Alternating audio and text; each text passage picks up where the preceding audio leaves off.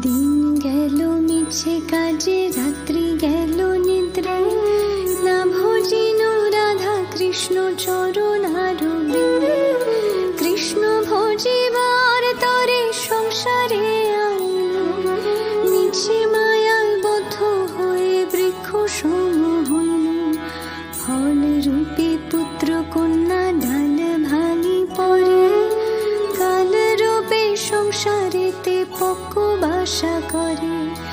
যখন কৃষ্ণ জন্ম নিলেন দৈব ঘিরে, মথুরাতে দেবগণ পুষ্প বৃষ্টি করে।